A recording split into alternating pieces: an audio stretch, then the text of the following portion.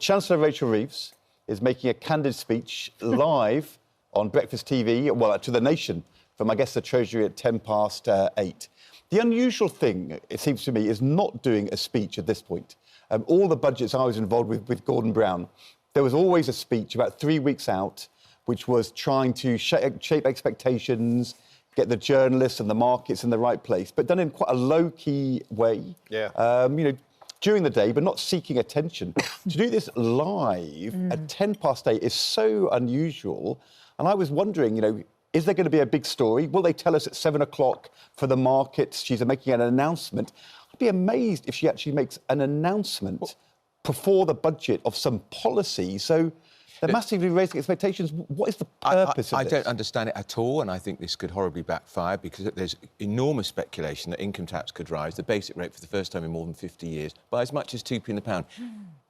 She cannot possibly tell us whether income tax is going up today. There'd be no point in the budget. It would be against all convention. But it would be allied with the national insurance cut if she did that. But I think it shows, though, she realises if people watch news in the morning, in breakfast. It's when, people don't switch on old films, they do later on.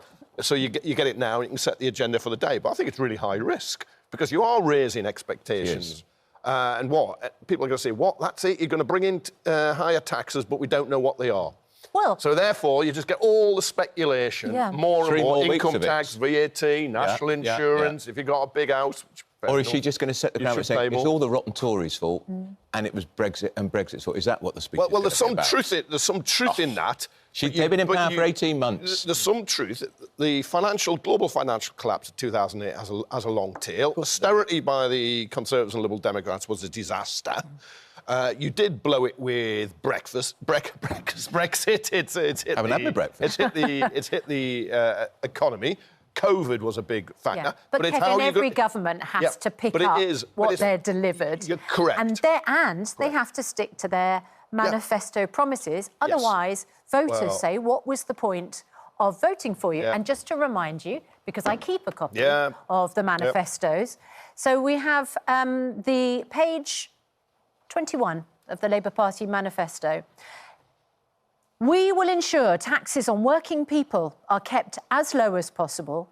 Labour will not increase taxes on working people, which is why we will not increase national insurance, the basic, higher or additional rates of income tax or VAT. Yep. Black and white. She boxed herself into a corner. Maybe she was unwise to box herself into that corner and shouldn't have given all those commitments, but she did give those commitments, so it would be a breach of trust, unquestionably, which she might never, and Labour might never recover from if that's what she does. If she does put it into income tax. Tories, first time since Harold Wilson was Prime Minister. When Norman Lamont raised taxes, I think back in '93, he said much later, against what the Tories had promised, that they wouldn't raise taxes, he said it was a massive factor in why the Tories lost by a landslide in 1997. Remember George Bush? Watch my lips, no new taxes. Punished for it. Voters remember and they don't like it because, effectively, they're lying. Well, if you remember Nick Clegg,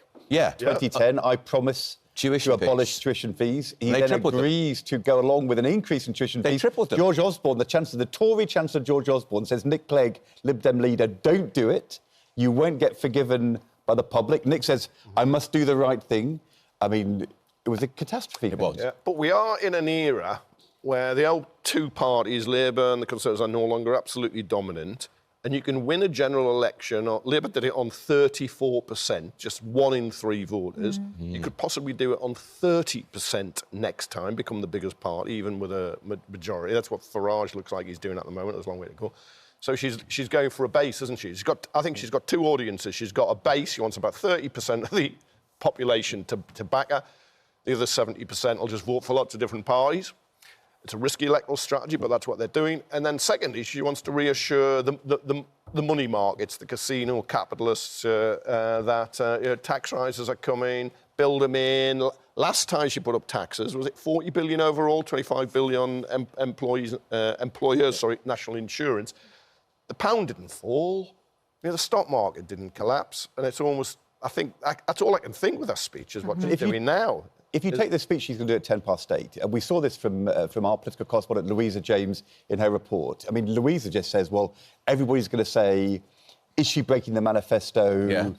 Does this mean trust is knocked in politics? Yes. And as you said, Andrew, that's what we'll now have for the next 3 weeks. Yes. Is there anything she can say in the speech at 8:10 which is big enough or positive enough or inspirational enough, which is more important for her than that sort of breaking of promises? Because if not, I don't really understand why you would hype this up so much. I think look, people are fed up with these two main parties. That's why the Tories got whacked so badly at the last election, deservedly so. They were a disunited rabble and they've broken promises. And if this new lot come in, this will be breaking promises for a second time in a budget, because the national insurance... But she would say, Andrew, but she would say, look, we made promises to make people better off, to strengthen the economy and to improve the NHS. And she's going to say, I've looked at all the books. By the way, it's a year late. And the problem with Brexit and COVID and productivity and growth and the kind of the global economy is I can't do the things I promised to make you better off and to improve the NHS unless I make some tough decisions, which I'll do in a fair way. We're all in this together. It's the only way to deliver a strong Britain for the future. Come with me. If she does that, is there any way people would say, fair enough, candid, levelling with her, Labour, fair, off you go? It's taken us 16, 17 months to realise actually it was worse than we thought. It's taken them 17 months, has it? Yeah. What have they been doing for the last time? Have they been asleep at the wheel? The fact is, we're in a worse position now in 17 months because of the decision she took in the last budget to massively increase national insurance. And there's been no growth in the economy, so no extra revenue coming in. There's not a lot of growth around the world or in the big G7 economies too. And she can point, wages are growing faster than inflation. I've been consistently for many months now. You can point to interest rates coming down. Is it 4 or 5 times? But if that's the speech, it should have been the speech a year ago. Quite. Not now, because you could have kind of, it didn't work too well, but you could have blamed the Conservatives for the inheritance. A year ago, she said she had a black hole last year. Yeah. She said, I've sorted it out. She said, phase one is coming back for any more. I don't need to come up for more tax rises. Fix the foundations. The really hard... either she has to have an explanation as to why it is so much worse than anybody thought a year ago. I don't think Brexit cuts it. Or pandemic, or the inheritance. Or she has to have something to say about the future, which is big enough. Because they were all... I want that. They were all impacting a year ago. They were. Brexit, the inheritance, COVID. Things haven't gone as well as she hoped. But the questions will come. It's desperate. Are you going to raise and break your promise, income tax, VAT, national insurance for employees rates? She might answer yes. She might say, I've got to break it. But then you get 3 weeks of intense speculation. Exactly what will you break? And even more billionaires leaving the country. So also, why is it suddenly changed? Because last week, at Prime Minister's Questions, Kemi Badenoch says, are you still going to stick to your promises on, income tax, national insurance and VAT? And the Prime Minister said, I can't tell you anything, it's all going to be in the budget. A month ago, I spoke to the Prime Minister at a Labour Party conference, and this is what he told me. I'm not going to now say what may or may not be in the budget. No Prime Minister or Chancellor ever does that ahead of the budget. That's not peculiar to me. You know that. That has never been the case. In fact, at this stage, 2 months out, we haven't even got the primary numbers from the OBR yet, so no decisions have been made. So no decisions have been made then, yes. To me, Keir Starmer with you there is slightly evasive, dancing around. I've not got the facts. It's too early before the budget. But then... I think the day before we'd asked Rachel Reeves the same question. No, but I was going to say, but I asked him about the I specifically asked him about the manifesto. This is what he said. On the manifesto? Can you rule out increasing VAT? It's a yes. Are you going to stick to your manifesto commitment not to increase tax, national insurance and VAT on working people? The manifesto stands, and since we've been in power... Up until and including the budget? Of course, we stand by the manifesto. So you won't increase national insurance or income tax or VAT on working people? We stand by the manifesto. So that was 4 or 5 weeks ago. What's changed? There we go. No, but, What's changed? No, but see, that is evasive. Yeah. It's not clear what he's really saying. I think we should play the Rachel Reeves one. The day before. Because actually, when you listen to Rachel Reeves, it's not evasive. I mean... Can you rule out increasing VAT? It's a yes or no? What I'm saying to you is I've that asked the we made question, those can you commitments rule and we made out them increasing for VAT? a reason. I know, but can you rule it out? The manifesto stands, and it stands for a reason. Look, I'm not going to, on this programme, 2 months ahead of the budget, to go through it line by line. No, I've But only asked you about one thing and one line. Yes, but we made that commitment in the manifesto. We made it for a reason, and those commitments stand. See, that is the point.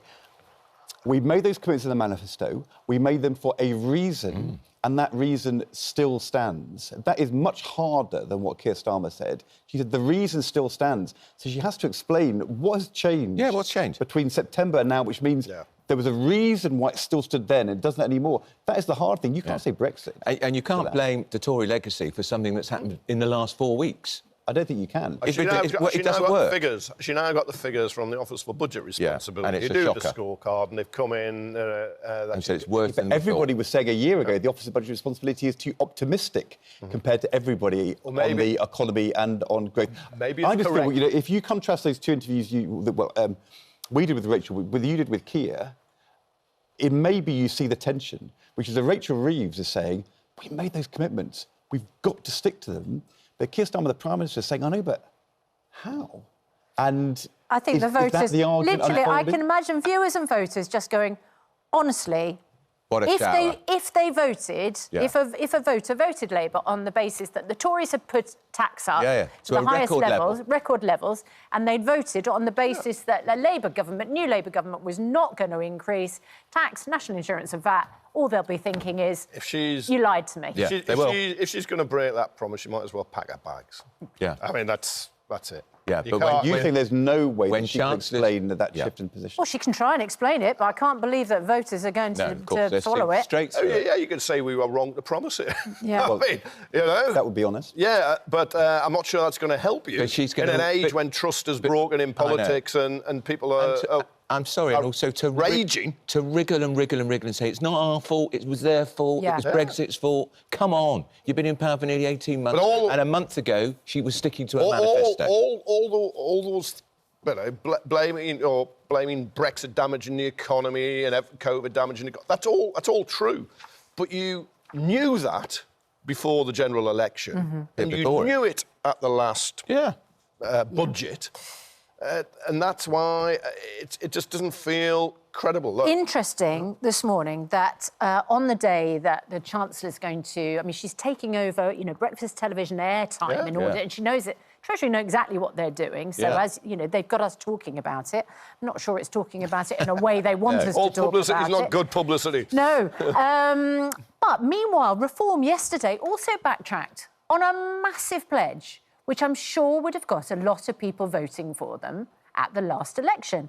And that was the pledge to raise tax-free threshold from £12,570, the current tax-free threshold, or at the time of the budget, to £20,000. So your first 20 grand under a Reform government would be tax-free.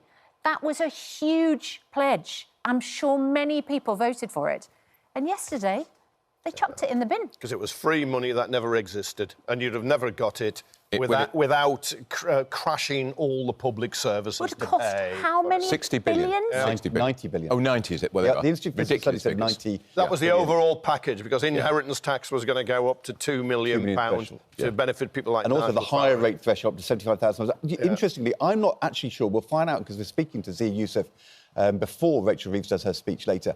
I'm not sure that they have ditched these pledges. We'll ask them. I think what they're saying is that we will do this only when we cut public spending first and found the money.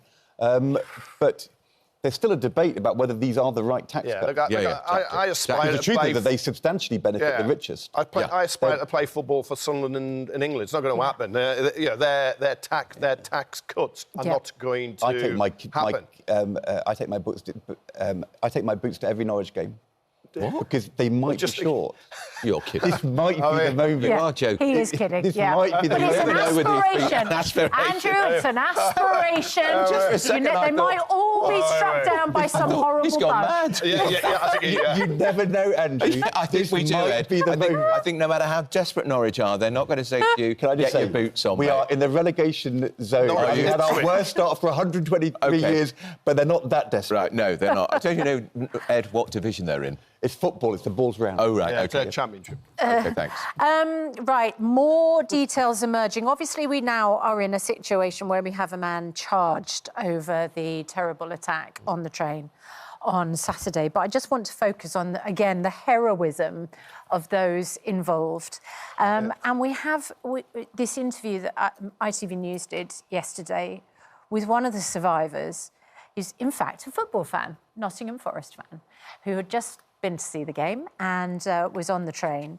And he's the one who suffered stab wounds. And you can see in this interview that his hand is all bandaged up. And as far as I know, he's going to have plastic surgery.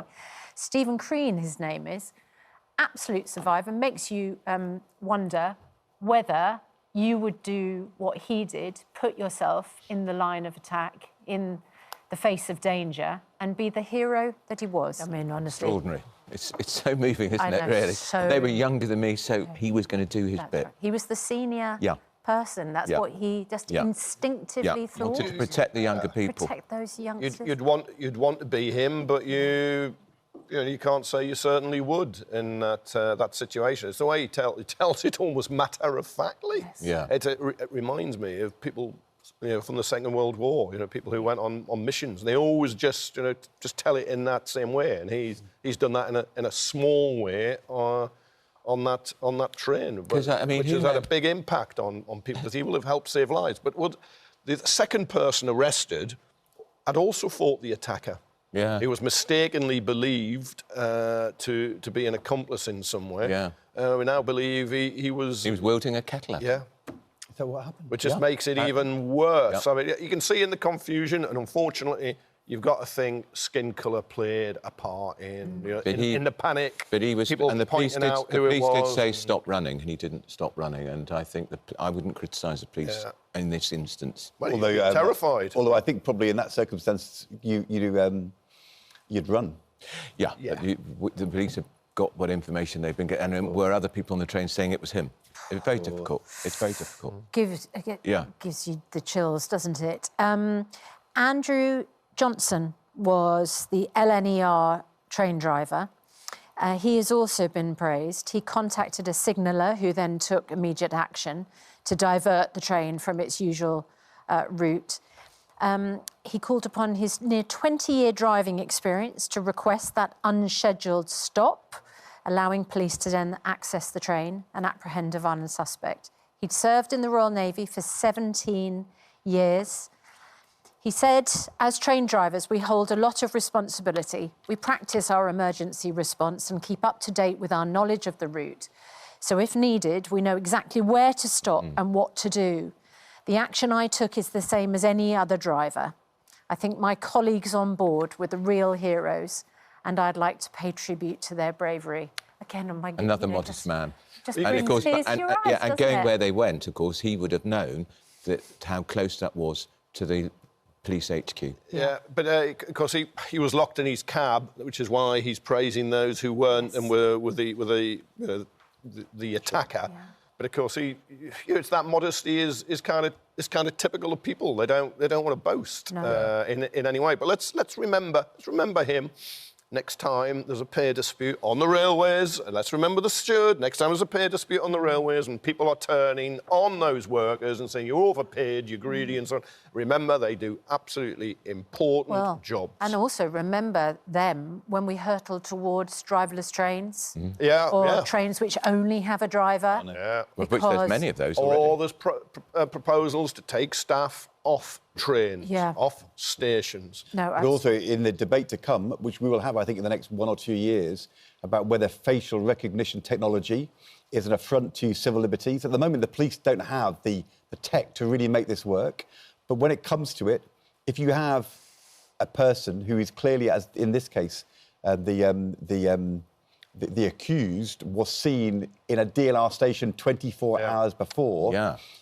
If he's on CCTV and the police suspect that he was up to something, and that then is onto their networks, in time we'll be able to then say, if he walks into a station, they pull it. Is that a reason for to be concerned? Yeah. And that didn't happen in this case because I don't think they've not got the technology yet. But we're not that far away from that. And it's not reliable enough yet. But I think in principle, if you can say you'll flash a picture around to every police officer, have a look at that picture, look out for that person. Why can't you do it on a camera? I mean, there are civil liberties issues, I know, and how it is used.